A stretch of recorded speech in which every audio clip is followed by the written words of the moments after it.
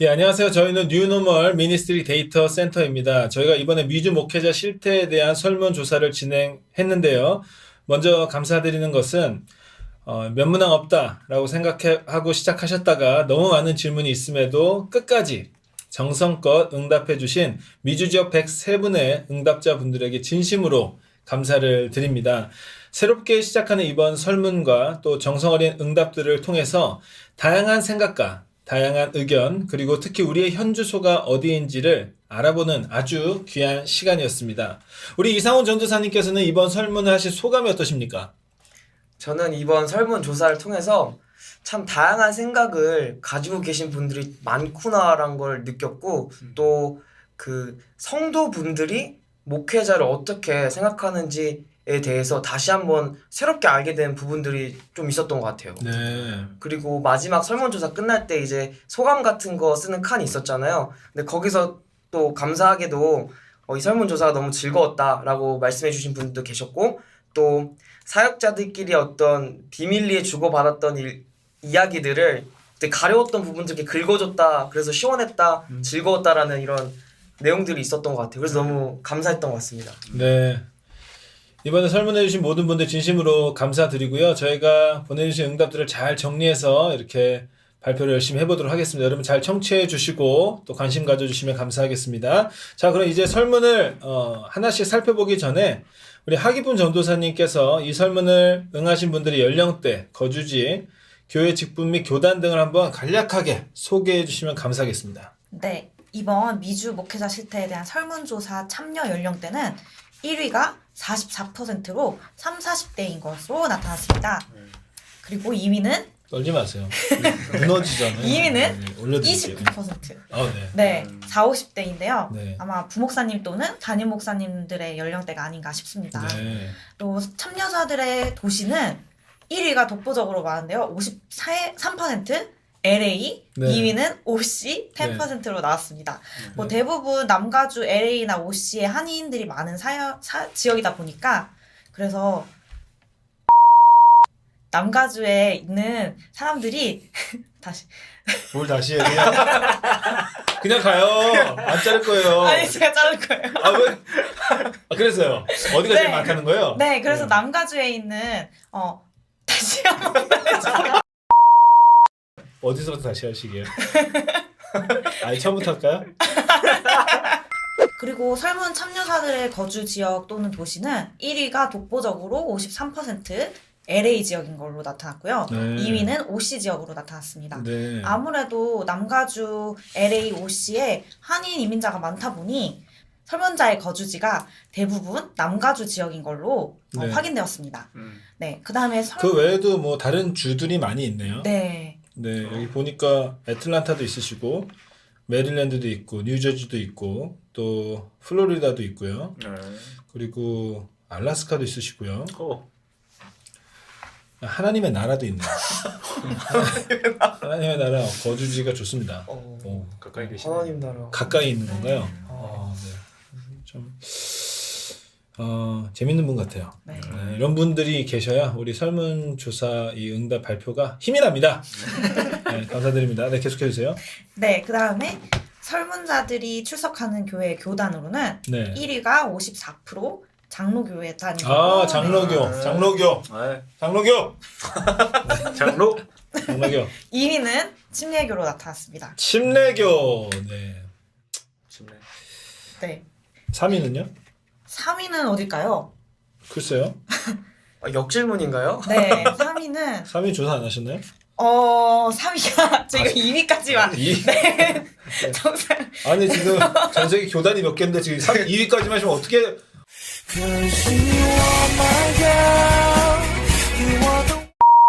그다음 설문 참여자들이 어느 정도의 신앙생활을 했는가, 네. 여기에 대한 질문에서는 1위가 50%로 모태신앙이라고 대답하셨습니다. 네. 네, 2위는 44% 10년 이상 신앙생활을 하셨다고 답해 주셨어요. 네. 대부분 좀 많은 신앙생활을 하신 분들이 이번 설문에 참여해 주셨네요. 네. 예, 너무 감사드립니다. 네, 자 그렇다면 이제 또 본격적인 질문을 또 이어가 보도록 하겠습니다. 자, 첫 번째 질문입니다. 한 교회에서 부교육자 사역은 몇 년이 적당합니까?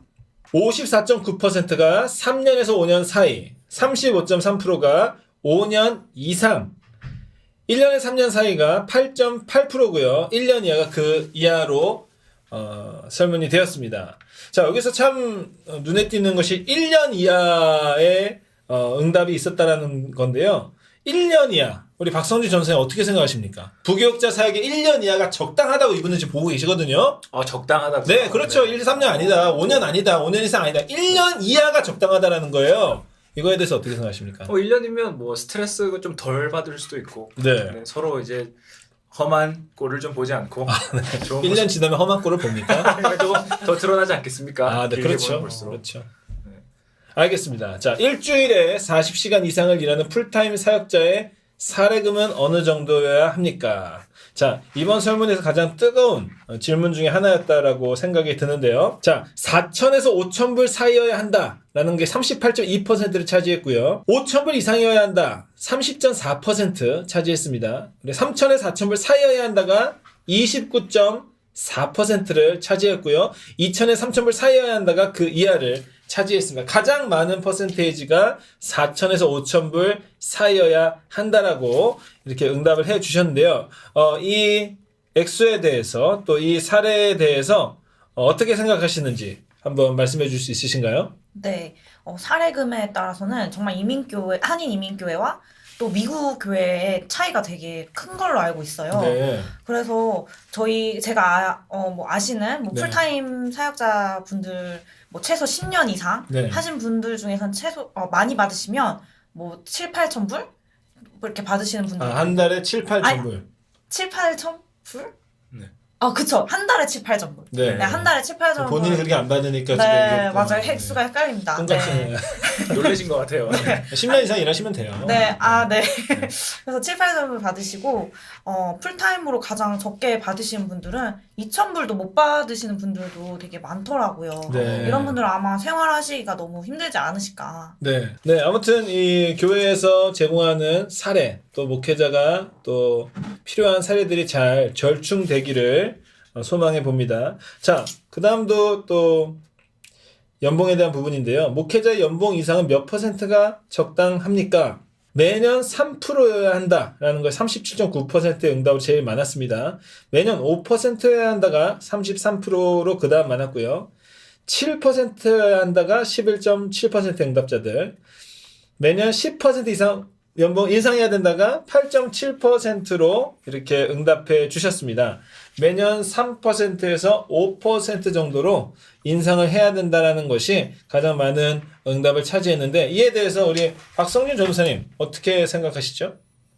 네, 어떤 연보의 이상이 올라간다면 그 이유는 아마 인플레이션이 이제 계속해서 세금도 올라가고 네. 이런 부분들이 있기 때문에 필요하지 않을까. 그런데 제가 외국 교회에서 봤던 사례는 그 교회 안에서 어떤 위원회를 모집을 해서 그 안에 몇몇 사람들이 들어가서 이제 인플레이션 열만지를 연구하고 그다음에 우리 교회 재정에서 몇 %는 가능하다라는 네. 결론을 내려서 이렇게 1년마다 사역자들 연봉을 이렇게 연보를 이렇게 올려드리는 거를 네. 본 사례가 있긴 합니다. 네. 그런 부분에서는 좋지 않을까요? 네. 또 요즘에 그 기름값도 가스비도 많이 올랐죠. 너무 비싸죠. 또 식료품비도 많이 올랐고, 네, 식당도 요즘 굉장히 비싸더라고요. 네. 네. 또 이렇게 많이 물가가 올랐는데 또 이에 맞는 또 생활할 수 있는 그러한 비용들이 또 사례로 측정이 되면 좋겠다. 연봉 인상에 적용되면 좋겠다라는 생각이 들고요. 또 세 번째 질문도 또 이 본의 아니게 돈에 대한 부분이네요. 목회자는 사역 시간 외 수당을 받는 것이 옳습니까? 이 부분은 좀 되게 분분했습니다. 그러나 그중에 제일 많은 게 34.7%로 사역하는 시간 연장에 있어서만 시간의 수당을 받아야 한다라고 응답을 해 주셨습니다. 자, 이게 목회자들이 사역 시간이 솔직히 일정하지 않은 것이 사실 아닙니까? 자, 어떻게 생각하세요? 근데 이 문제가 네. 요즘은 이제 그 한인 젊은 사역자들 사이에서도 네. 이게 문제가 되는 경우가 있었다고 저는 들었거든요. 그래요. 네. 제 생각에는 교회 크기에 따라 달라질 수밖에 없는 건 사실이겠지만 네. 그래도 이 부분에 대한 기본적인 어떤 발언 라인의 어떤 그 시선은 네. 연장되는 시간에 있어서 시간 후의 수당을 받아야 되는 게 좀 올바른 시선이 아닌가라는 네. 생각을 좀 가져봤습니다. 네. 그렇죠. 아, 근데 또 교회의 어떤 그 생태에 있어서 우리가 또 어떤 오피스 아워가 정해져 있지 않지 않습니까? 정해져 있지 않죠. 네. 뭐 또 저녁 신방을 가야 되는 경우도 있고 또 뭐 이 일과 시간에 못한 부분을 또 집에서 해야 되는 부분도 있고 또 여러 가지가 있는데 그 부분들이 좀 잘 고려되었으면 좋겠다라는 생각이 좀 들고요. 자, 다음 설문입니다. 목회자의 은퇴 연령은 언제가 적당합니까? 재밌는 설문이었어요. 네. 44.1%가 가장 많은 퍼센테이지가 65세여야 한다라고 이렇게 응답해 주셨고요. 33.3%가 70세여야 한다라고 응답해 주셨습니다. 그리고 13.7%가 60세, 그리고 8.8%가 75세 은퇴해야 한다라고 설문해 주셨고요. 65세 은퇴해야 된다라는 분들이 가장 많았습니다. 이 부분에 대해서 우리 이상훈 전도사님은 어떻게 생각하세요? 저는 이제 1위가 65세라고 되었잖아요. 네. 근데 그 나이가 지금 현재에서는 좀 적당하다고 생각이 드는데 네. 근데 또 저희 세대들이 보는 어떤 60세는 네. 그렇게 막 늙은 노인이라는 생각이 별로 없어요. 그럼요. 네. 요즘 그래서- 집에도 많이 계세요. 60세 분들. 네. 그쵸. 그래서 어떻게 보면 은퇴 나이가 점점 우리 세대로 넘어올수록 더 늦춰지지 않을까라는 생각도 좀 들고요. 네. 네, 그렇습니다. 그럼 우리 전사님의 담임 목사님 몇 살에 은퇴하셨으면 좋겠어요? 일단 저희 교회 담임 목사님 평생 은퇴 안 하셨으면 좋겠습니다. 아하, 네. 야. 이게 그 이유가 있을 거 아니에요, 저도. 야, 네. 그 빨리 하고 싶어. 은퇴 안 하셨으면 좋겠다는 이유가 뭐냐면은 어떤 우리가 이렇게 막 드라마 같은 거를 봐도 너무 재밌으면은 막 이게 안 끝났으면 좋겠잖아요. 그리고 네. 막 시즌 2가 나왔으면 좋겠고 네. 약간 그런 선상에서 저는 우리 담임 목사님께서 평생 은퇴 안 하셨으면 좋겠다. 네. 힘들게 하고 싶은 건 아니고 오래 살겠습니다. 네. 우리 박성진 전사님은 네. 담임 목사님 몇 살에 은퇴하셨어요? 저희 목사님 뭐 네. 건강이 허락하시는 데까지 아, 네. 네. 건강하셨으면 좋겠어요. 네. 우리 하전 전사님 어떻게? 점점 긴장하게 되는데요. 하늘나라 가시기 전까지. 아, 네. 이렇게 또 비슷한 질문 대답이 3개니까 네. 이렇게 좀 현실성이 없어 보입니다. 네. 자, 그다음 질문입니다. 풀타임 목회자의 경우 몇 개의 부서를 담당하는 것이 적절합니까? 61.8%가 2개의 부서를 담당하는 것이 적절하다. 26.5%가 1개의 부서다. 9.8%가 3개의 부서다. 그리고 나머지가 4개의 부서 이상을 맡아야 된다라고 하는데요. 와, 이거 좀 현실적으로 3개, 4개를 맡는 거는 저도 굉장히 이거 힘들 것 같은데. 자, 이 부분에 대해서 하전 목사님 어떻게 생각하세요? 근데 흔히 대규모 교회가 아니라면 네. 일반적으로 풀타임 사역자들이 2개 이상의 부서를 맡아서 섬기시는 것을 볼 수가 있으신데요. 네. 뭐 가령 행정을 담당하더라도 뭐 주중 예배 때는 뭐 찬양 인도를 한다거나 네. 막 그런 상황을 저희가 볼 수 있어요. 네. 근데 한 개의 사역에 더 집중할 수 있다면 너무나 좋겠지만 그렇죠. 지금 교회의 필요에 따라 2개 부서까지는 감당을 하는 것도 좋다는 것이 61.1%의 결과가 나왔습니다. 네. 그래 저도 지금 풀타임 아니고 파트타임으로 섬기고 있지만 네. 어린이 부서를 섬기고 있지만 네. 교회 필요에 따라서는 4개의 부서를 맡고 계십니까? 4개까지는 잘 모르겠습니다. 네. 네, 그 필요에 따라서는 부분 섬기고 있거든요. 네. 네. 제가 이것도 네. 본의 아니게 대체 4개의 부서 이상을 찍은 사람은 누굴까라는 의문을 갖게 되잖아요. 이거 익명이에요. 익명이고 아무도 찾을 수가 없어. 찾을 수가 없어. 네. 근데 단 한 분이셨습니다 또. 아. 이게 정말 그 한 분께서 거의 뭐 이름 없이 빛도 없이 하늘의 별과 같이 섬기시는 분들이네요. 그 하늘나라 사신다는 분 아닐까? 아, 좋습니다. 자, 다음 질문입니다. 실제적으로 목회자가 목양할 수 있는 성도의 규모는 몇 명이 적절합니까? 100명에서 300명 사이가 54.4% 가장 많았고요. 100명 이하가 53.4%로 그 다음을 이었고요. 300에서 500명 사이가 17.5%, 500에서 1000명 사이가 5.8%의 순서로 응답을 해 주셨습니다. 이 부분에 대해서 어떻게 생각하시나요? 우리 박성진 전사님. 예, 한 목회자가 100명에서 300명을 혼자 목양하시기는 조금 현실적으로 가능하지 않더라도 네. 또 이런 팀 사역을 네. 같이 하시면서 사역을 하신다면 100명에서 300명을 같이 이렇게 잘 섬길 수 있지 않을까 네. 생각들이지 않을까라는 생각이 들고요. 그렇죠. 100명 이하의 또 분들이 2위를 하셨는데 그렇죠. 그런 경우에서도 또 사실 좀 적을수록 조금 더 가깝게 네. 이렇게 한 목회자가 양육을 할 수 있으니까 네. 또 그런 생각들이셨지 않을까 추측을 한번 해봅니다. 네. 우리 이상훈 전사님은 몇 명이 좀 아이디어란 것 같으세요? 저는 100명 이하로 100명 이하가 네. 적당할 것 적당할 같다. 것 같다. 왜냐면 이제 개인적으로 제가 생각했을 때 목양이라는 부분은 좀 네. 관계적인 부분이 있지 포함이 돼 있지 그렇죠. 않나라는 생각을 했기 때문에 그렇죠. 내가 300명을 과연 관계를 가질 수 있을까라는 네. 질문을 했을 때는 좀 현실적으로 무리가 있겠다 그렇죠. 싶어서 저는 100명 이하라고 음. 생각을 했습니다. 근데 성진 전사님 말대로 또 팀 사역을 이루어지면은 네. 나눠지는 건데 사실 그러면 내가 목양을 하는 건 아니고 내가 그 팀원들을 또 사역하는 현실이 되니까 그렇죠. 조금 맞아요. 다른 개념이 아닌가 네. 하는 좀 생각이 들었습니다. 맞아요. 네, 감사합니다. 그럼 다음 설문입니다. 목회자가 소유할 수 있는 차량은 무엇입니까? 라는 설문조사인데요. 아무 차량이나 상관없다. 라는 대답이 압도적으로 많았고요. 그 중에 또 재밌는 답변은 예수님도 걸어 다니셨다. 라는 아주 재밌는 답변도 나왔습니다. 자, 소형 차량, 중형 차량, 대형 차량, 승합차, 외제차, 아무 차량이나 상관없음 등등등 여러 사람들이 열띠게 응답해 주셨는데 자, 이 부분에 대해서 어떻게 생각하시나요? 우리 박성진 전도사님. 목회자가 소유할 수 있는 차량 네. 무엇이겠습니까? 없어요. 차가 잘 나가기만 한다면 좋지 않을까요? 소박하시네요. 근데 제가 오늘 아침에 제 차를 운전하면서 들었던 생각이 네네. 노래를 틀었을 때 네. 노래와 바깥 노이즈가 같이 섞이지 않았으면 좋겠다라는 생각은 좀 들더라고요. 그러니까 노래를 틀면서 저희 아내랑 같이 얘기를 하려고 하는데 둘이 이제 하나를 포기해야겠다. 대화를 포기하든가 음악을 포기하자. 너무 크니까. 그래서 이제 차가 대화도 하고 음악도 살짝 틀어놓을 수 있는 네. 정도면 좋지 않을까? 그런 생각이 좀 들더라고요. 뭐 아무 차나 상관없이 네. 지금 본인의 가장 최우선 가치는 음악과 대화가 같이 되면 되는 거네요. 전혀 생각하지 못한 지금 답을 해주셔가지고 옆에 분이 좀 굉장히 긴장하고 있어요. 소리 그럼 이상훈 전도사님은 어떻게 생각하세요? 목회자가 소유할 수 있는 차량 무엇이 좋겠습니까? 저는 일단 아무 차량이나 상관없다 일단 표를 넣었었고요. 네.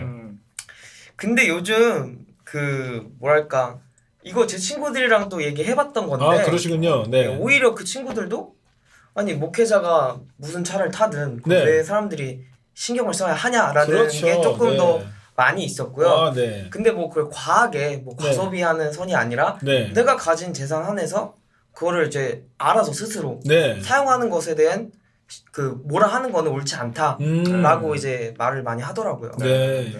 저는 뭐 외제차도 좋고 네. 지금 좋아요. 네. 아무 차량이나 상관이 아무 차량 없다라고 상관없다. 생각하시는군요. 그래도 아무래도 이런 질문이 있는 것은 또 한편으로는 또 되게 이슈 중에 하나가 되잖아요. 가끔씩. 우리 목사님 무슨 차 탄다더라. 우리 뭐 같이 공부하는 사람이 무슨 차 탄다더라. 뭐 이런 이야기들이 조금씩 있지 않나요?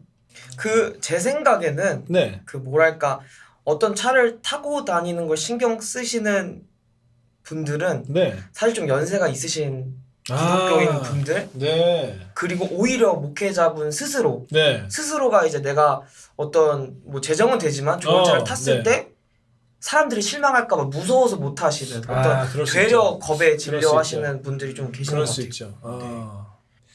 근데 문답 중에서 이제 네. 큰 포션 말고 이렇게 막 어떤 한 분이 네. 호소를 하셨어요. 네. 뭐라고요? 어떤 호소를 하셨냐면은 차는 형편에 맞게 타면 된다고 생각합니다. 네. 목회자가 무슨 차를 타니 안 타니 그런 말 없었으면 좋겠습니다. 라고 이렇게 호소를 하셨더라고요. 네. 그래서 이런 역시 이런 그분 경험이 있으십니다. 경험하신 경험 분인 있으신 것 분이에요. 같아요. 네. 아이고. 교회가 주차장이 없어져야 된다 생각합니다. 주차장이 없어져야 된다. 문제 해결이네요. 모두 다 우버를 타고 오면 됩니다. 네. 네, 감사드리고요. 자, 다음 설문입니다. 성적인 죄나 도덕적인 죄를 지은 목사는 목회 현장으로 다시 복귀할 수 있습니까? 51%가 목회로 복귀하는 것은 바람직하지 않다. 49%가 회개하고 치료받았다면 가능하다. 라고 대답해 주셨습니다. 이거 굉장히 박빙인 거예요. 51% 대 49%. 한 명 차이로 지금 일단 바람직하지 않다라고 결론이 난 건데요. 아직도 첨예하게 부딪히는 부분이라는 것이죠. 네, 또 그렇죠. 목회자가 이런 어떤 실수를 했을 때, 또 문제를 일으켰을 때, 성적인 죄, 도덕적인 죄를 지은 목회자에 대한 회개를 촉구하며 동시에 또 이들을 어떻게 또 복귀하는 것이 바람직할지에 대해서 우리 안에서 또 굉장히 많은 토론과 또 질문들이 있어야 되지 않나라는 생각이 듭니다. 이민교회에서 분쟁이 일어나는 사례를 종종 보게 됩니다. 당신이 관계자라면 어떻게 할 것입니까? 라는 설문이었습니다. 우리 이 부분을 한번 우리 이상호 전도사님께서 한번 소개해 주시겠어요? 네, 이 질문에 있어서 네. 가장 많이 답변해 주셨던 것은 네. 1위가 조용히 물러나는 것이 좋다. 아, 조용히 물러나는 것이 좋다. 네. 네. 그리고 두 번째는 네. 100번 양보를 하고 화해를 해야 한다. 아, 화해한다. 네, 근데 사실 이게 퍼센테이지 차이로는 되게 커요. 그렇습니까? 1위는 43.9%고 네. 2위는 26.5%예요. 아. 거의 반 이상, 거의 모든 사람들이 조용히 물러나는 것을 선택하는 편인 거죠. 아, 이렇게 문제가 생겼을 때 조용히 물러나는 것이 가장 좋다. 가장 이렇게 생각하시는 아. 분들이 가장 많으신 것 같아요. 네, 그렇군요. 그 기타 다른 어떤 이 대답들도 많이 나왔는데요. 그 기타 많은 의견들이 진짜 많이 나오긴 했는데 그 보통 일반 기본적으로 네. 모두 공동체 중심적인 생각들인 것 같아요. 아, 네. 그래서 싸우는 사람들도 중요하지만 또 그것을 지켜보고 또 기다려야 하는 관계 없는 성도들 네. 그리고 그 교회 자체를 네. 더 신경 써야 한다는 것이 그 기타 의견들 중에 거의 대부분의 맞습니다. 생각이었습니다. 네. 근데 일단 그 분쟁이라는 게 일어나는 순간 네. 그리고 싸움이란 형태로 갈라지는 그 그룹이 생기는 순간 아, 네. 좀 이미 되돌리기는 좀 힘들 것 같다라는 그렇죠. 생각이 좀 들고 근데 또 저의 생각은 본인 생각. 네. 저의 생각은 그 분쟁과 문제에 연관되어 있지 않은 네. 다른 성도들을 진짜로 생각한다면 네. 내가 물러나지게 되는 상황에 있더라도 진실에 대한 것은 그분들에게 좀 알려줘야 된다고 네. 생각이 들어요. 아, 네. 진실을 밝혀야 한다. 네. 아. 그래서 그냥 조용히 물러나기만 하면 진실이 어떻게 보면은 묻힌다. 네, 어떻게 보면 그 책임을 지는 걸 수도 있지만 또 다르게 보면은 책임을 안 지고 떠나게 되는 무책임하게 보일 수도 있다. 도칠 수 있다. 그래서 물러나는 게 가장 조용한 방법이지만 네. 그 분쟁이 되는 사건의 진실을 네. 밝혀야 하는 게 있다면 네. 그것을 밝히는 것이 네. 그 성도님들을 속이지 않게 되는 게 아닌가라는 아. 생각을 좀 가져봤습니다. 네. 네. 지금 아까 말씀하시는 게 변호사 같으셨어요. 아, 네. 변호사 좋은 것 같아요. 네. 네, 감사합니다. 네. 아무래도 조용히 물러나는 것이 좋다. 43.6%가 의미하는 바가 또 굉장히 크다라고 생각이 들고요. 또 이민교회 하면은 또 이런 분쟁이 또 자주 일어나는 걸 우리가 쉽게 볼 수 있지 않습니까? 또 그런 부분들이 모두가 다 조속하게 해결되었으면 좋겠습니다. 자, 이민교회 분쟁에 대해 살펴봤고요. 자, 다음으로 목회자로서 사역할 때 가장 큰 어려운 부분이 무엇입니까? 라는 질문이었습니다. 자, 이 부분 한번 소개해 주시겠어요? 네, 이 조사에서는 네. 68.4%로 네. 교인들 또는 동역자들과의 불화가 네. 가장 어려운 부분이다라고 가장 많이 선택을 해주셨고요. 네. 두 번째로는 55.1%로 사역자 개인의 자질이 부족했을 때 네. 또 어려운 부분이 있다. 음. 그 외에 30% 내지로 얘기가 오갔던 거는 교회의 부족한 재정과 또 교회의 양적 성장이 없을 때 네. 어떤 열매가 보이지 않는 것 같을 때 그럴 때 음. 좀 어려움이 있다라는 이야기들을 해주셨습니다. 네. 본인은 어떻게 생각하십니까? 가장 큰 어려움이 무엇이라고 생각하세요? 제가 느끼기에는 네.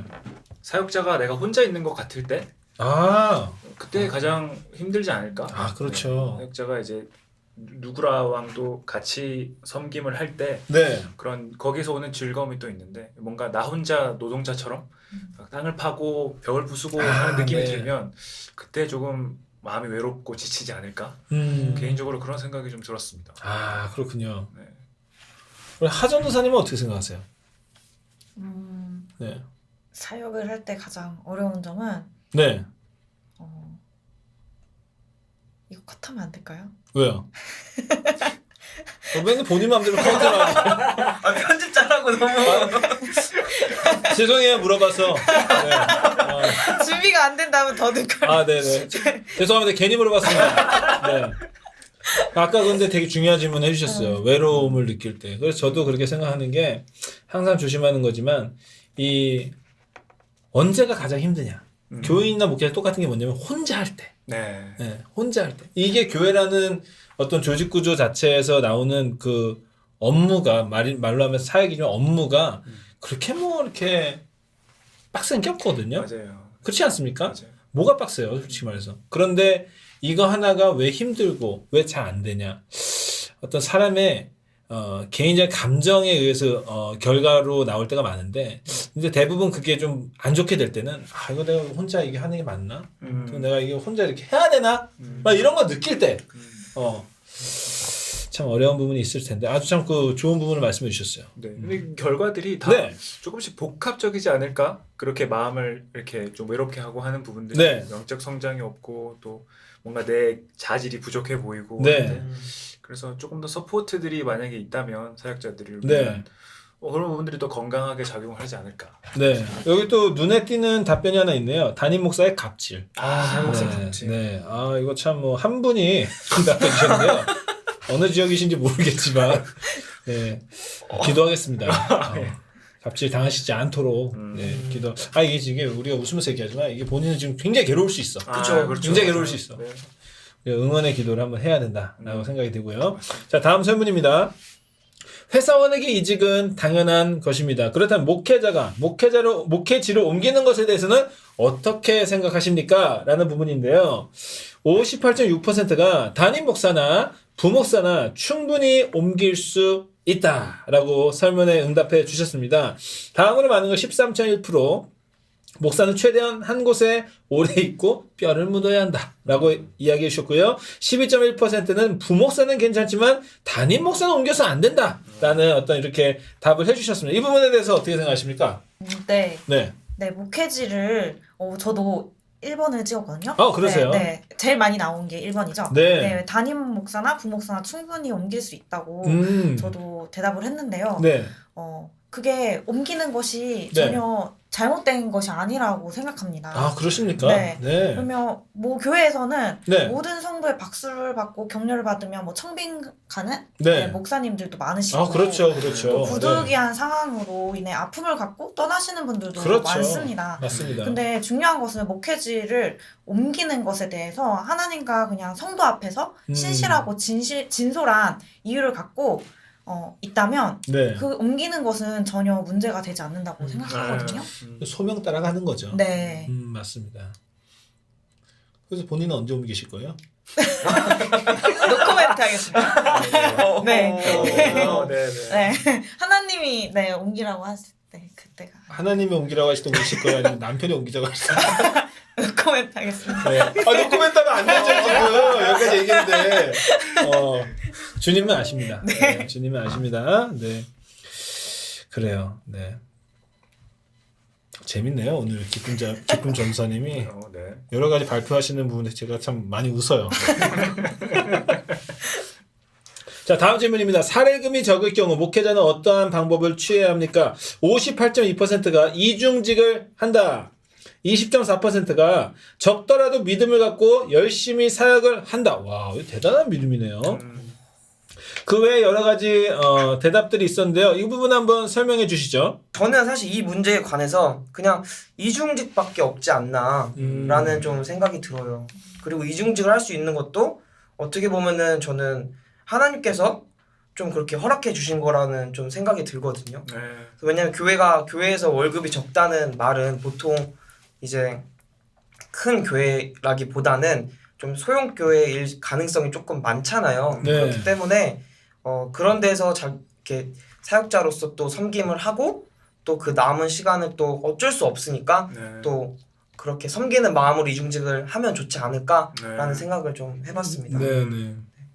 또 이중직을 하시는 분들을 또 이야기를 들어보면은 어떤 재정이 부족해서 이중직을 하는 경우도 분명히 있지만 또 이중직을 통해서 또 전도와 또 선교의 어떤 미션을 이루는 분들도 계시지 않습니까? 네, 또 그렇죠. 교회 안에만 있으면은 또 우리가 다 믿는 사람만 만나는데 교회 밖을 나가서 또 일을 하다 보면 또 믿지 않는 사람도 만나게 되고 또 이러한 경우들이 복음 증거의 계기가 된다라고 하는 분들도 많이 봤었어요. 그래서 네. 요즘에 이중직에 대해서 또 뜨겁지만 또 많이 이제 받아들이는 측면이 강한데요. 이중직을 하든 또 기도하면서 또 하나님의 도움을 구하든 우리가 목회의 사명을 소명을 잘 끝까지 감당했으면 좋겠습니다. 네. 자, 다음 질문이고요. 부모님의 뒤를 이어 목회를 세습하는 것이 적절한가? 아주 이 뜨거운 이슈인데요. 그런데 놀라운 응답이 나왔습니다. 38.1%가 교회 규모를 떠나 세습은 가능하다. 27.8%가 세습은 교회의 규모를 떠나서 가능하지 않다. 13.4%가 미자립 교회의 경우는 가능하다. 라고 이렇게 응답을 해주셨어요. 이 말을 좀 종합해 보자면은 거의 51.5%가 교회 규모를 떠나 또 농어촌의 경우엔 세습이 가능하다라는 거고요. 27.8%는 어쨌든 안 된다라는 것입니다. 네. 그래서 이 부분에 대해서 어떻게 생각하십니까? 네, 아무래도 한 교회에서 자라나서 또 아버지의 사역을 보고 네. 또 사역의 현장을 경험하고 또 이런 축복을 잘 받고 준비가 돼서 네. 사역을 이어갈 수 있다면 그 네. 자체로 나쁘다라고 볼 수는 없고 오히려 네. 그 축복이라고 볼 수 있는 게 아, 또 그렇죠. 50% 넘는 분들의 아예 또 어떤 생각이시지 않을까 네. 생각을 하고요. 또 반대로 또 세습은 아무래도 또 시대적으로 네. 또 문화적으로 네. 아무래도 이런 세상에서 회장이 아들에게 넘겨주고 그렇죠. 이런 느낌이 오기 때문에 네. 교회는 조금 더 그리스도 안에서 일을 해야 한다. 그런 면에서 좀 적절하지 않다라는 응답을 주신 게 아닌가 생각을 합니다. 네, 아주 잘 풀어주셨습니다. 자, 우리 그 다음 질문 보도록 하겠습니다. 한국 또는 이민교회에 가장 위협이 되는 요인은 무엇입니까? 자, 우리 이 부분 한번 설명해 주시죠. 네, 이 질문에 관해서는 일단 첫 번째 1위를 차지한 것은 젊은 세대의 이탈이라고 75.8%의 사람들이 말씀해 주셨고요. 2위는 기존 성도의 고령화가 56.6%, 그리고 3위는 낮은 사회적 신뢰도 39.4%, 4위는 이제 신천지 등과 같은 이단 사상이 25.3%로 차지를 했습니다. 저 같은 경우도 위협이 되는 요소에 여기다가 찍었던 것은 사실 저는 3위에 찍었던 것 같아요. 낮은 사회적 신뢰도 요즘 네. 너무 이슈가 많았던 것 같아서 젊은 세대들한테 우리 기독교가 조금 이렇게 너무 아름답지만은 않은 모습들을 조금 보여주지 않았나라는 조금 이렇게 그런 생각들이 들었고요. 네. 더 충격받았던 거는 그 밖에 의견들에 써주신 내용들이 너무 충격적이었어요. 네. 저는 이거 보고 솔직히 조금 많이 슬펐어요. 아, 슬펐어요? 네, 너무 슬펐어요. 네. 왜냐면 교회에 가장 위협이 되는 요인을 써주신 것들이 사역자의 질, 담임 목사 또는 장로들의 갑질, 뭐 이런 게 있으니까 갑질이라는 단어가 많이 나오네요. 네, 그리고 그러네요. 목회자들의 타락 뭐 이런 걸 써주셨어요. 네. 와, 정말 이렇게 생각하시는, 그러니까 목회자 자체를 위협의 존재로 이렇게 가정 짓는다는 것 자체가 저는 좀 충격적이었고 정말 다시 한 번 더 우리가 좀 이렇게 생각을 많이 해봐야 될 부분이 아닌가라는 생각을 좀 해봤던 것 같습니다. 네. 우리가 설문을 했지만 좀 슬픈 또 슬픈. 이렇게 내용들이에요. 한편으로 보면은 우리가 또 기도해야 되는 제목들이고요. 2022년에는 또 우리 이민교회가 더 건강해지는 그런 교회가 되기를 함께 기도합니다. 자, 그 다음 질문입니다. 당신은 새벽 기도가 어떠한 모습으로 진행되면 좋겠습니까? 34.3%가 찬양 설교 기도로 구성되어야 한다. 25.3%가 새벽 기도이니 기도만 하는 시간을 가져야 한다. 13.1%가 분기별 특세만 진행한다라고 이렇게 이야기해 주셨습니다. 이 부분에 대해서 한번 설명해 주시겠습니까? 네, 1위와 2위의 마음이 좀 공존하지 않나? 네. 라는 생각들을 자주 합니다. 네. 이른 아침에 나와서 성도님들이 일을 가시기 전에 하루를 시작하시기 전에 찬양하고 또 말씀 같이 보고 기도할 수 있다는 게 참 또 기도할 바를 함께 배우고 하는 네. 부분들이 참 귀하면서도 동시에 그 시간이 길기 때문에 오히려 기도할 시간이 짧은 것은 조금 안타깝지 않나? 조금 더 새벽 기도라는 그 정의에서 조금 벗어나지 않나? 라는 생각이 들 때가 있습니다. 그래서 조금 네. 비슷한 마음들로 이렇게 1, 2위가 나왔지 않을까? 네. 조심스럽게 네. 생각을 해봅니다. 새벽기도에 일주일에 한 번씩 설교를 하십니까? 네, 설교를 하고 있습니다. 몇 분 하십니까 설교를? 설교를 한 20분 정도 하는 20분이나 것 하십니까? 같아요. 네. 네. 뜨거운 교회네요. 네. 성도님들이 아주 좋으시죠. 네. 아니 뭐 전사님 좋으신 것 같아요. 20분이나 설교하시고. 네. 20분 생각보다 긴데 그죠? 네, 네. 한번 가보도록 하겠습니다. 네. 설교하실 때. 네.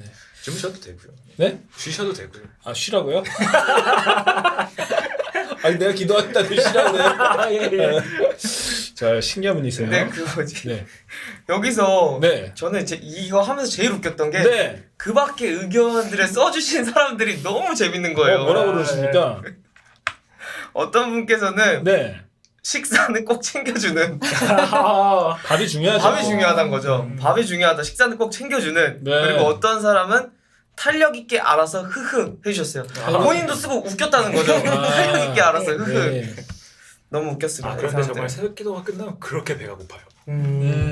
저만 그런가요? 기도를 아주 열심히 하셨어요. 20분이나 설교하는 거 네, 당연히 그렇습니다. 네, 감사합니다. 20분 설교 아주 기준이 될 것 같습니다. 자, 영어권 다음 세대들을 위한 적합한 교회 형태는 무엇이라고 생각하십니까? 48%가 한인 교회 안에 EM 사역을 써 주셨고요. 35%가 독립된 EM 교회라고 해주셨습니다. 그리고 기타 또 많은 또 대답들이 있어요. 주변 외국 교회 적극 추천. 한류의 세계화로 인한 기존 한인교회 사역. 네, 뭐 충분합니다. BTS도 지금 뜨는 판에 그럼요. 왜 안 되겠습니까? 네. 그리고 또 여러 가지 모습이 있는데요. 자, 우리 EM을 현재 섬기시고 계시는데 예. 이 부분에 대해서 좀 한번 생각하시는 바가 있으십니까? 네, 이것도 조금 조심스럽지만 또 조심스러웠어요. 네, 네. 아무래도 이제 우리가 1번으로 봤던 한인교회 안의 EM 사역이 우리가 흔히 보는 이민교회 안에 있는 EM의 모습이겠죠. 교회라는 큰 집에 네. 자그마한 이런 스몰 윈도우 미니스트리라고 이렇게 이해를 하더라고요. 근데 이제 EM을 섬기고 또 주위에 있는 사역자들이랑 같이 얘기를 하면서 느낀 건 흔히 이제 한국교회, 이민교회 안에 EM의 조금 어린 친구들이 모여있는 집단이다. 조금 아이들이다, 젊은 층들이다라는 이해가 있다라는 것이죠. 왜냐하면 이민교회가 시작됐을 때 왔던 2세들이 다 어렸기 때문에 커도 1세대에 비해서는 항상 어리겠죠. 네. 하지만 이제 세대가 변하고 이제 이민 사회도 역사도 길어지면서 조금 고려해봐야 되는 건 이제 이미 EM에서도 연장자가 50대, 60대 이렇게 나오고 있잖아요. 그러니까 그분들이 70대가 됐을 때도 EM에 있다면 네. 그분들이 조금 어린 그룹으로 이해가 될 수밖에 네. 없을 텐데 그런 부분에 대해서는 조금 멀리 보고 좀 궁극적인 대책을 좀 생각들을 해보는 것이 중요하지 않을까라는 생각이 들었습니다. 네. 감사합니다. 예. 네. EM교회가 여러 가지 모양으로 진행되기도 하지만 또 한 교회로서 또 우리 다음 세대가 다른 세대가 되지 않도록 또 우리 하나님 안에서 잘 성장하도록 서로 간의 협력이 굉장히 중요할 거다 네. 생각이 듭니다. 맞습니다. 우리 박성진 전도사님 이제 가보셔야 하죠? 네, 그렇죠. 네. 오늘 또 이렇게 와주셔서 또 이야기해주셔서 감사드리고요. 우리 시청자분들에게 네. 우리 한 말씀 해주시고 가시면 좋겠습니다. 네. 좀 깔끔하게. 네. 뭘 하라고요? 우리 시청자분들. 네. 예, 뭐 좋은 시간 함께 가질 수 있어서 너무 감사했고요. 네. 미리 가야 돼서 죄송합니다.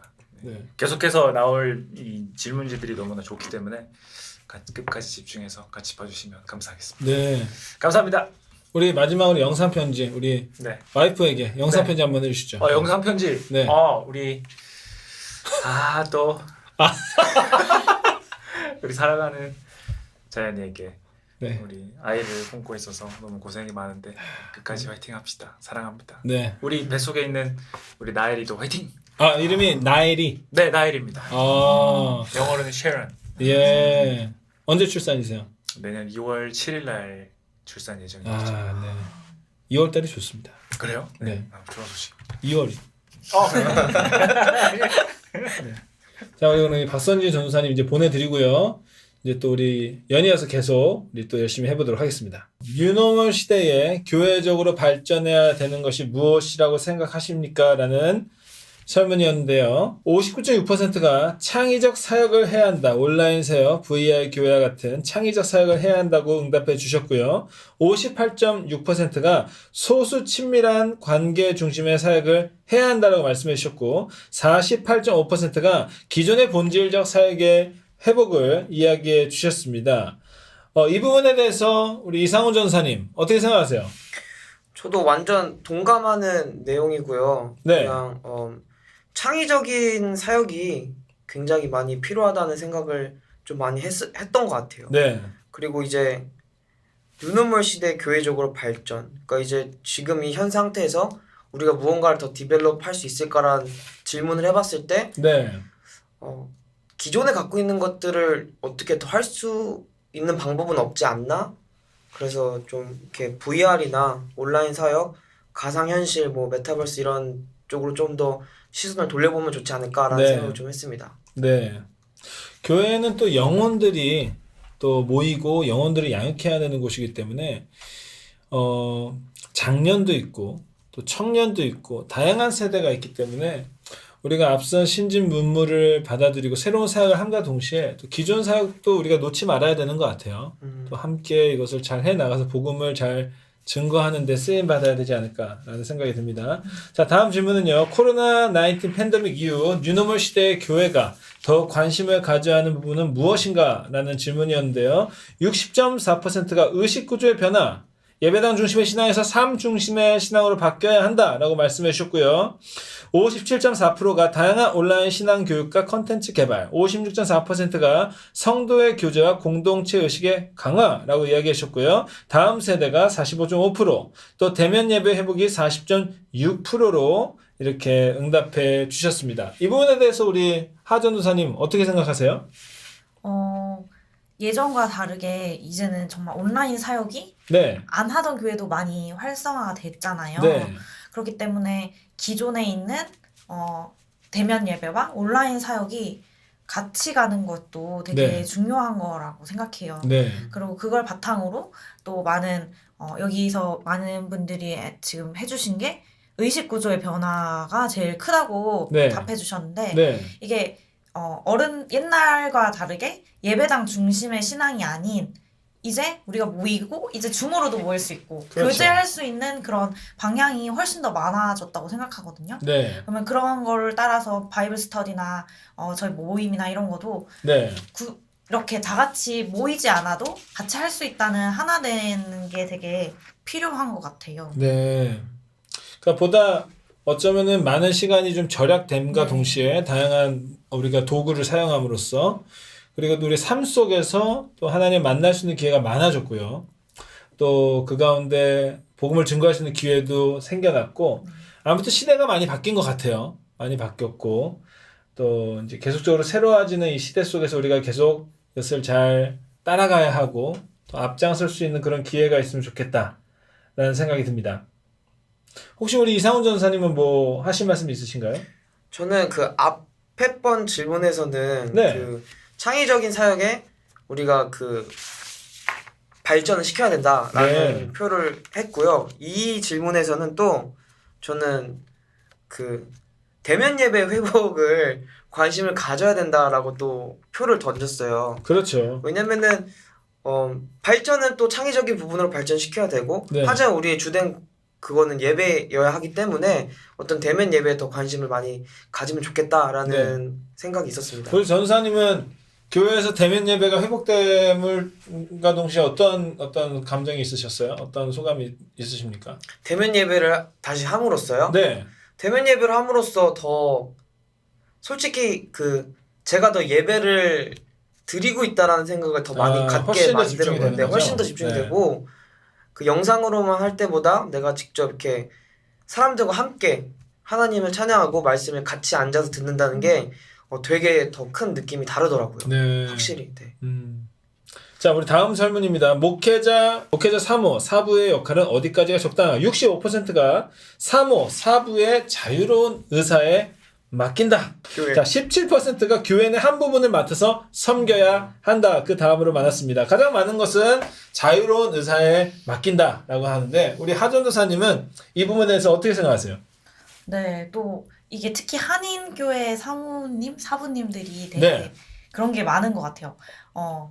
사모님이 열심히 하다 보면 또 성도님들 입장에서는 저 사모가 좀 이런 말을 하죠. 저 죄송한데 네. 저 사모가 왜 이렇게 나대냐. 나대냐? 왜 이렇게 하냐 교회에서 그렇게 네. 하냐 하는 말씀도 하실 수도 있고 네. 너무 가만히 계시면 네. 너무 또 사모가 가만히 있다. 왜 가만히 있냐? 네, 또 그게 좀 애매한 그렇죠. 네, 이런 시선들이 너무 많기 때문에 옛날 70년대 80년대의 네. 인식은 사모님이 부엌대기 가 있고 모든 잡일 다 하고 근데 그거는 이제는 시대가 바뀌었습니다. 바뀌었습니다. 네. 네. 네, 그런 시대는 이제 아니고요. 네. 사모님의 자유가 있고 또 네. 사모님으로도 사모에 대한 그런 사명을 받으셨던 분도 있지만 네. 사모님으로서 또 같은 성도의 입장으로 네. 보실 수 있는 그렇죠. 있으시는 분도 많거든요. 네. 그렇기 때문에 사모님의 자유에 따라서 사모님도 얼마나 섬길 수 있으시지만 네.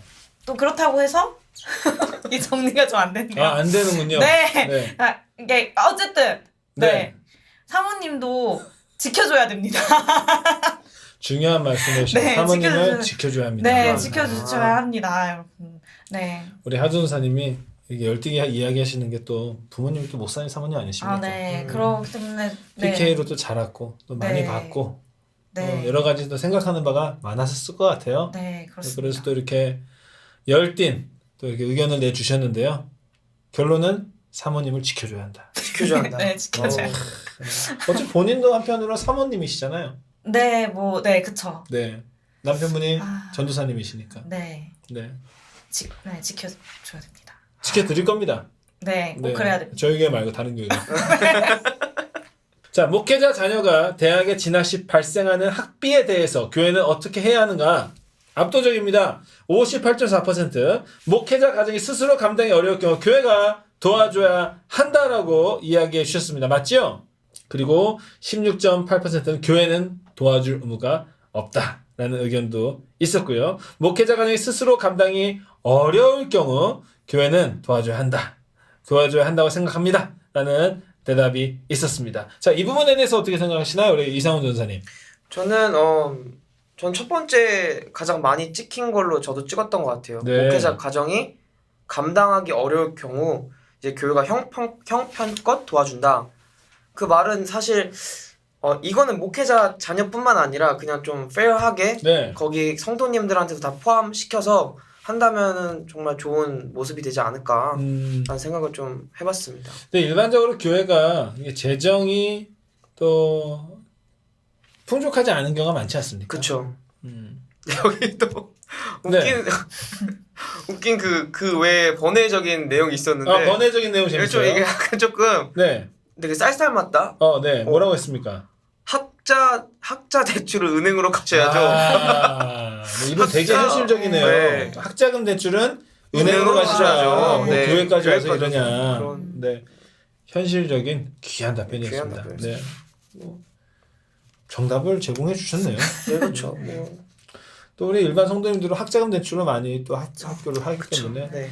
또 교회가 형편이 또 이 풍족하지 않은 경우에는 또 우리가 또 여러 가지 방면으로 이 자녀들에 대한 학비들을 해결해 가야 될 것 같습니다. 자, 다음으로 목회자, 선교사 자녀로서 가장 어려운 점은 무엇인가? 69.1%가 성도들의 시선이다 라고 말씀해 주셨고요. 49.5%가 물질적인 어려움, 38.1% 나의 비전과 상관없이 목회자의 길로 가야 한다는 그 강요, 그리고 부모님의 지나친 요구가 37.1%로 많았습니다. 이게 목회자 선교사 자녀로서 가장 어려운 점이었다라고 생각하는데, 제가 이 질문을 보면서 또 우리 아이들이 좀 생각나더라고요. 아, 얘네들도 나중에는 이런 시선을 받겠구나 라는 생각도 들고, 또 목회자 가정이 대부분 물질적인 좀 어려움이 있기 때문에 또 그것이 또 자녀들도 함께 짊어져야 되는 십자가 아닙니까? 그래서 또 그런 부분들이 또 어려운 점이겠구나 라는 생각이 들었어요. 네. 어떻게 생각하세요? 저는 여기서 성도들의 시선? 이게 제일 높았잖아요, 결과적으로. 네. 네, 제가 어렸을 때도 제가 이거 어렸을 때 많이 나오네요. 네, 목회자 자녀로서 네. 같은 주일학교에 있는 친구랑 네. 뭐 말다툼을 하거나 싸움이 일어나도 네. 이게 제가 네. 잘못한 게 아니라도 제가 잘못한 게 돼야 되는 거예요. 약간 그런 억울한 부분이 좀 있었습니다. 아, 그렇군요. 네, 그렇기 때문에 이게 조금 목회자 자녀로서 또 그런 게 있고, 또 착한 자녀, 착한 딸 증후군 이런 게 걸려서 나는 무조건 착해야 된다. 모든 거에서 잘 해야 된다라는 그런 네. 인식이 좀 생겼던 것 같아요. 참 힘들겠어요. 그거는 진짜. 그렇죠. 그런 시선들 때문에 내가 뭔가 어린 나이에도 나이지 못하는 느낌을 애기들이 받는 거잖아요. 그렇죠. 아, 그게 현실이죠. 또. 그게 현실이죠 또. 네. 목회자 자녀분들에게 정말 잘해줘야 될 것 같아요. 네. 왜냐면 자녀들은 다른 교회로 가는 게. 그건 되게 슬픈 현실. 네. 자녀들은 다른 교회로 가서 잘 다녀라. 네. 여기도 재밌는 거 있어요. 네, 뭔데요? 네. 또 1%의 사람분께서 네. 그 어려운 점이 무엇이냐고 물어본 질문에 자식이 타락할 확률 90% 이렇게 써주셨어요. 본인 경험담은 아니시겠죠?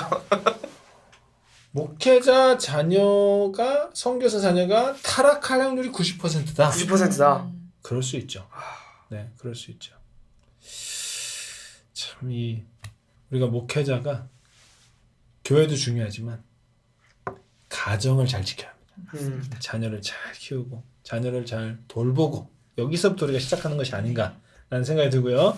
다음 질문입니다. 목회자 육아휴직에 대한 당신의 견해는 무엇입니까? 가장 핫했던 질문 중에 하나죠. 30.3%가 육아휴직은 한 달이 적당하다. 26.3%가 남편도 육아에 대한 책임이 있으므로 아이 한 명당 1년을 보장해줘야 한다. 그리고 13.1%가 육아휴직은 1, 2주가 적당하다. 12.1%가 육아휴직 대신 육아기 근로시간 단축제를 운영해야 한다라는 등의 다양한 방법들이 쏟아져 나왔습니다. 자, 여러분, 이게 현실이에요. 아이를 임신하고 또 아이를 출산하고 아이를 자라나는 가정 속에서 육아휴직이 반드시 필요하죠. 네, 돌봐야 되는 시간, 누군가 돌봐야 되는데, 이 부분이 또 우리가 와이프한테만 맡기는 것이 과연 옳은가? 이 일반적으로 사회는 아니다. 남편도 함께 동참해야 된다라는 움직임이 있고, 이것을 또한 교회에 적용해서 육아휴직을 이렇게 이야기하는 부분인데요. 어떻게 생각하세요, 우리 전사님? 저는 일단 저는 그 1년 줘야 된다라는 네. 쪽에 또 표를 던지긴 했는데, 네. 또 제 생각에는 네. 그냥 어차피 양쪽 부부가 네. 이제 휴직을 끌어다 써야 되는 상황이잖아요. 네. 좀 이렇게 블렌드하는 게 있었으면 좋겠어요. 그러니까 뭐 육아휴직을 만약에 한 달을 줬으면은 그 후로부터는 어떤 퇴근 조치가 뭐 일찍이든지 아니면 출근을 늦게 한다든지라는 어떤 그런 좀 딜 같은 게 있으면은, 계약 같은 게 있으면은 네. 좀 좋겠다라는 생각을 좀 가졌습니다. 현실적으로 그냥. 네. 우리 여성으로서 네. 전사님 어떻게 생각하십니까? 네, 그렇습니다. 저도 만약에 출산을 하고 이렇게 된다면 육아휴직을, 저는 이게 보통 사람들은 영원히 퇴직할 수도 있다는 그런 말을 하시잖아요. 자기 자리가 없어지죠. 네, 제 그렇죠. 자리가 없어진다.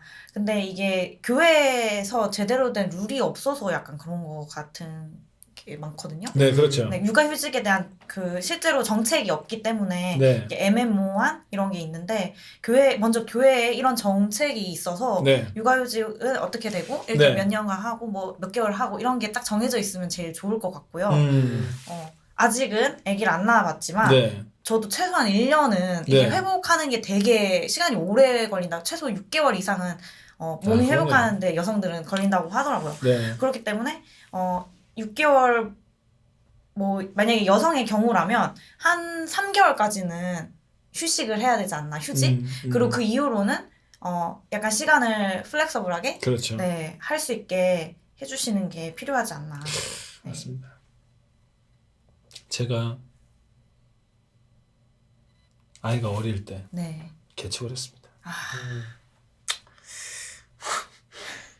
그리고 또 열심히 개척하기 때문에 또 아이 셋째가 또 임신해요. 아유, 네. 육아휴직에 6도 못 들어봤습니다. 진짜 그런 분들 많이 계실 것 같아요. 네. 와이프에게 미안합니다. 네. 십자가는 제가 질 테니 여러분 육아휴직을 따내십시오. 네, 아멘. 육아휴직 필요합니다. 네. 네. 만약에 이제 결혼하셨죠? 네. 네. 아이가 있으십니까? 없습니다. 아, 네, 없으세요. 네. 아, 네. 아이를 임신하고 출산하면 남편분이 많이 도와줘야죠. 당연히 많이 도와줘요. 그렇죠. 네, 당연히 도와줘야 네. 된다 생각합니다. 카메라 보고 남편 육아휴직 해야 됩니까? 안 해야 됩니까? 해야 됩니다. 네, 육아휴직 네. 육아퇴직 해야 돼. 퇴직은 조금 힘들 것 같고요. 휴직까지만 바라겠습니다. 네, 네. 교회가 퇴직시킬 수도 있습니다. 네, 네. 자, 우리 젊은 우리 사역자님들 용기를 가지시고 네. 시대는 바뀌고 있습니다. 네. 우리 한국 이민교회 가장 큰 문제점은 무엇인가 살펴보도록 하겠습니다. 77.1%가 교회 내 정치적 싸움이라고 이야기해 주셨고요. 56.3%가 제왕적인 목사의 리더십을 이야기하셨고요.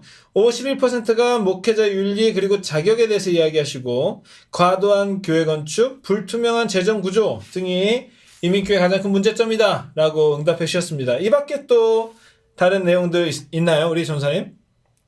저는 항상 이거 재밌는 게 네. 그 밖의 의견들 한 분들이 써주시는 거거든요. 네.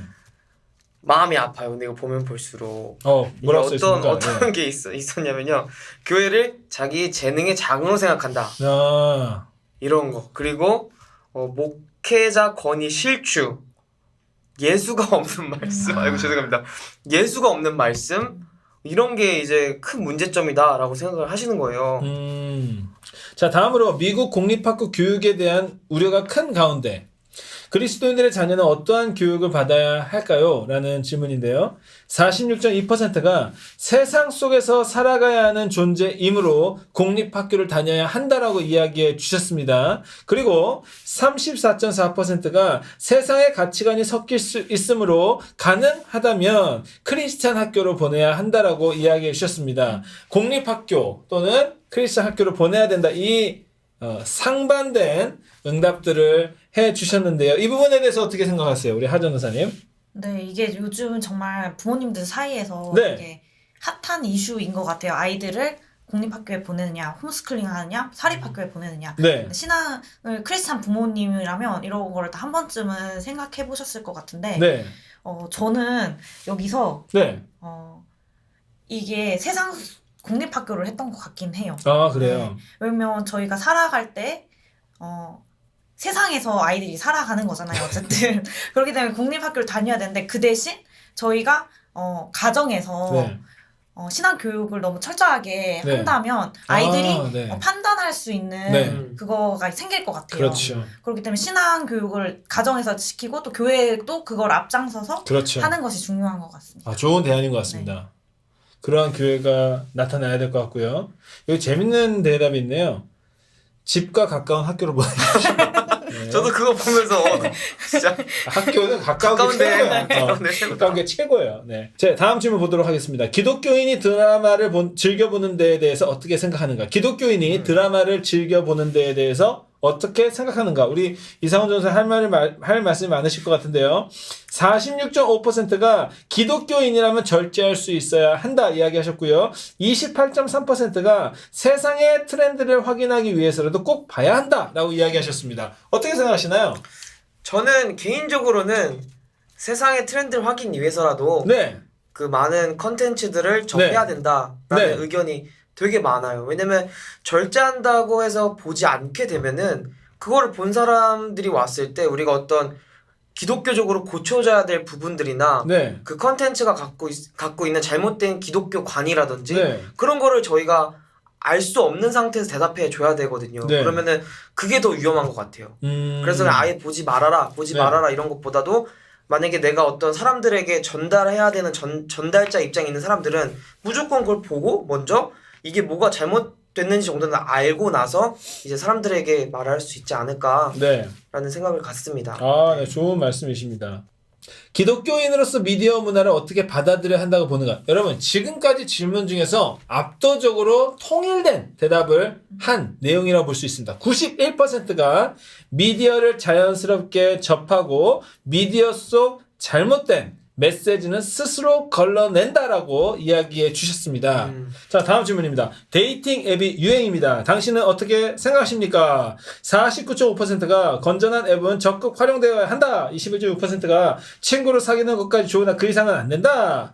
8.2%가 기독교는 하지 말아야 된다. 이렇게 이야기해 주셨습니다. 요즘에 정말 데이팅 앱이 뜨겁지 않습니까? 네. 네. 안 하는 사람이 없을 정도라고 들었는데 본인은 어떻게 생각하세요? 데이팅 앱에 대해서. 저는 사실 한 번도 사용해 본 적은 없는데 요즘에 그냥 잘 생각해 보면 요즘에 트렌드라고 생각하면 좋을 것 같아요. 네. 요즘은 옛날처럼 네. 직접 사람을 만나서 하는 방법만 있는 게 아니라 여러 방법이 사람을 네. 만나는 통로가 여러 개가 생겼다라고 생각하면 요즘 시대에 맞게 이렇게 네. 바뀌어간다는 거라고 생각하면 네.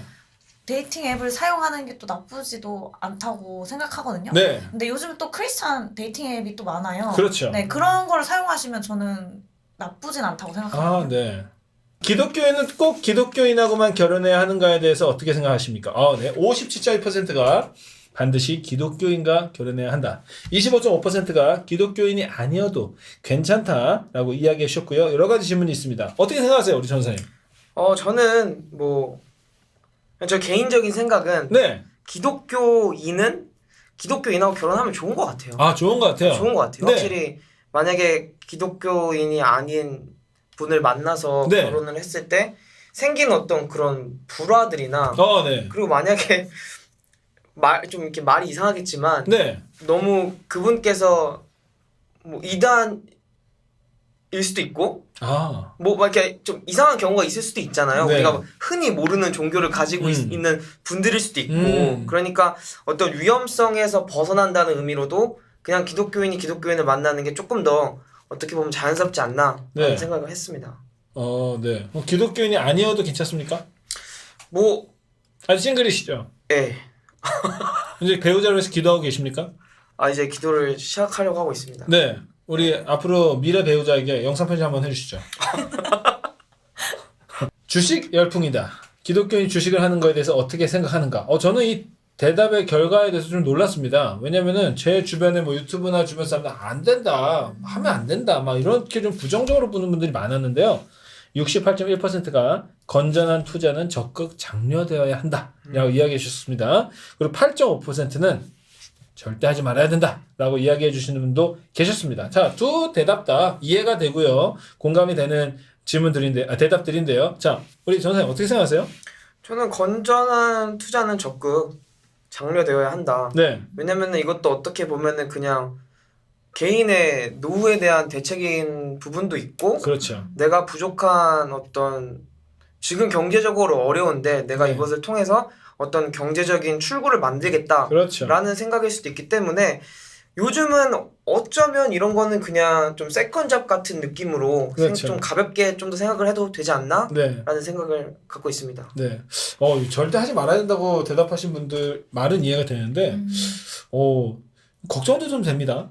그쵸. 근데 이렇게 많은 분들이 확 이렇게 하실 줄은 몰랐어요. 저도. 네. 비슷할 줄 이게 알았는데. 질문이 틀리다라는 게 아니라, 네. 절대 하지 않으면, 이게 우리가 근로소득만으로 살 수 없는 시대 속에서, 우리가 과연 어떻게 경제적 출구를 마련할 수 있겠냐. 그죠. 이런 고민 좀 드네요. 네. 그쵸. 하나님이 채워주실까요? 채워주시겠죠. 근데 네. 하나님이 주식으로 채워주실 수도 있는 건데. 그런 경우를 보셨군요. 아니 왜냐면 네. 그 지혜를 또 사용하게 하시고 그렇죠. 예, 지혜를 우리에게 사용하게 하시니까 가치 투자는 또 우리 공부해야 되는 거예요. 그럼요. 공부하고 이게 해야죠. 그냥 도박이 아니라고요. 네, 도박이 아니라. 불로소득이 아닙니다. 네. 엄청난 그렇죠. 공부가 필요하죠. 네. 다음 질문. 자, 한인교회는 세상의 트렌드를 준비하는가? 메타버스 NFT, ESG 등 이야기를 하고 있는데요. 63.8%가 반드시 연구하며 준비되어야 한다. 이에 마땅한 준비가 되어야 한다라고 이야기했고요. 20.2%가 교회가 세상의 변화를 쫓아갈 필요가 없다라고 응답해 주셨습니다. 이것도 찬반이 아주 명확하게 엇갈리고 있고요. 또 많은 분들은 준비해야 된다. 마음을 열고 있고요. 또 하지만 또 많은 분들은 또 우리 교회가 그렇게 쫓아갈 필요가 없다라고 단호하게 또 이야기를 해주셨습니다. 하전사 이 부분에 대해서 어떻게 생각하시나요? 저는 약간 반반인 것 같아요. 네. 이게 요즘의 트렌드를 따라가는 것도 너무 중요하고 네. 저희가 또 교회 안에서도 연구를 해야 되는 거 마땅한데 이게 당장 네. 이루어질 수 있을까에는 약간 물음표가 들더라고요. 아, 그렇죠. 네, 그래서 서서히 연구를 하고 저희가 지금부터 그냥 공부를 하고 연구하고 이 세상을 이렇게 하고 있고 이런 거는 교회 안에서도 필요하다고는 생각합니다. 네, 맞습니다. 맞습니다. 또 우리가 발빠르게 잘 준비되어서 세상의 트렌드를 잡고 또 교회의 본질을 살리는 이 사역을 잘 해 나가야 될 것 같고요. 자, 다음 설문은요. 비신자가 교회에 방문하는 주된 이유가 뭐라고 생각하는가라는 질문이었는데요. 82%가 외로워서라고 이야기하셨고요. 또 복수 체크 가능했는데 76%가 인맥 쌓으려고 라고 이야기하셨고요. 29%가 하나님께 예배드리기 위해서, 15%가 구원받음에 감사해서라고 이렇게 따뜻한 또 대답을 적어주셨습니다. 우리 전사님 이 부분에 대해서 어떻게 생각하세요? 이게 일반적인 생각인 것 같아요. 네. 그리고 이제 우리가 이제 기독교인 신자가 본 시점이라는 거잖아요. 이게 네. 그래서 그런 사람들이 많았다는 어떤 경험들인 건데 외로워서 찾아오시고 인맥을 쌓으려고 찾아오시는 분들이 많았던 거죠. 네. 네, 우리 다음 설문입니다. 2021년도에 당신이 가장 즐겨 부른 찬양곡 제목은 무엇입니까? 라고 많은 분들이 응답해 주셨습니다. 한 베스트 탑 5 정도를 우리 한번 전도사님이 한번 소개해 주시죠. 일단 저희 설문조사를 통해서 나온 베스트 탑 5는 1위가 굉장히 압도적이었어요. 네. 압도적으로 은혜라는 찬양이었고요. 네. 그리고 사실 2, 3, 4, 5, 6은 좀 다 비슷비슷해요. 네. 그래도 2위는 웨이메이커, 네. 그리고 3위는 임레, 네. 그리고 4위 공동 4위들인데 공동 4위에서 굿네스 오브 갓, 네. 그리고 광야를 지나며 이렇게 5곡이 네. 총 탑 5에 뽑혔고요. 네. 사실 저는 네. 제가 하도 찬양 인도를 그 영어 외국 분들 거를 너무 많이 해서 그런지 네네. 한국 찬양들을 생각보다 모르더라고요. 아, 그래요? 네, 그래서 좀 놀랐습니다. 저는. 아, 네. 자, 2021년도에 당신이 의뢰받은 성경 구절은 무엇입니까? 이 부분도 저희가 따로 유튜브를 제작해서 보내드리고요. 이거 재밌습니다. 평소에 존경하는 목사님은 누구십니까? 라는 제목인데 이 부분은 제가 다 불러드리도록 하겠습니다. 오, 네, 다 불러드리도록 하겠습니다. 또 존경하는 분들을 우리가 또 많이 이야기해 줘야 됩니다. 샤웃 해주세요. 네, 평소에 존경하는 목사님 스티븐 퍼리, 오, 네, 엘리베이션, 후. 네, 그리고 그레이스 포인트 버클리 에드워드 강 목사님, 송태근 목사님, 하나교회 박종기 목사님 건강한 리더십이라는 이유를 썼고요. 또 제 이름이 있네요. 네, 뉴철치의 최순환 목사님, 사람이 있는 모습 그대로 봐주시고 사랑해주시기 때문이다. 존 파이퍼, 책을 통해 목사님의 훌륭한 인격을 엿볼 수 있었습니다. 다 알려니까 좀 많네요. 오. 행신 침례교회 김관성 목사님, 솔직해서. 네, 이창우 목사님, 김동호 목사님, 성남 금강교회 김영삼 목사님, 박은성 목사님, 옥하는 목사님, 마가의 다락방 박보영, 박종기 목사님, 또 존 파이프 목사님도 있고요. 강준민 목사님, 하용조 유기성 목사님, 네, 이천수 목사님이라고 누구 적으셨는데 제가 원래 이찬수 목사님 같습니다. 이천수 목사님보다는 이찬수 목사님 찬스 같죠. 목사님 같습니다. 네, 축구선수 좀 헷갈리신 것 같은데 나성순복음교회 진유철 목사님, 또 남가주 샬롬교회 김준신 목사님, 은혜하님교회 한기용 목사님, 황모세 목사님, 김동호 목사님, 또 이재철 목사님, 아주사 신학대학원 교수 정금석 교수님, 웨이철치 송준기 목사님, 토렌스 제일장로교회 고창현 한임 목사님, 필라안디옥교회 호성기 목사님, 고승희 목사님, 김양재 목사님, 김병삼 목사님, 김기성 목사님, 김종순 목사님, 이상 목사님, 화종부 목사님, 김종성 목사님, 참 존경하는 분들 많습니다. 이현재 목사님, 박영선 목사님, 김선희 목사님 이렇게 많은 분들이 이름이 오르셨습니다. 와우. 네. 혹시 그 중에 질문해도 네, 될까요? 네. 거기서 가장 많이 중복된 네. 그 목사님 이름이 계신가요? 뭐 제 입으로 말하기 조금 부끄럽지만 아무래도 뭐 이 시대의 흐름인 것 같아요. 네. 누군지는 제가 제 입으로 말하지 않겠는데 깜짝 놀랐어요 제가. 네.